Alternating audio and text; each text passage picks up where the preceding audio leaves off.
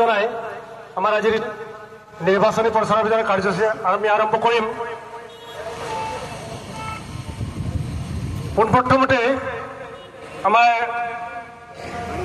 চিনাকি সম্বৰ্ধনা আৰু লগতে সন্মিলিত গণশক্তি অসমৰ নীতি আদৰ্শৰ প্ৰতি আকৃষ্ট হৈ কেইবাজনো ভাৰতীয় জাতীয় কংগ্ৰেছৰ পৰা আজি আমাৰ সন্মিলিত গণশক্তি অসমত যোগদান কৰিব। তেখেতসকলকো আমি আমাৰ বিধায়ক মহোদয়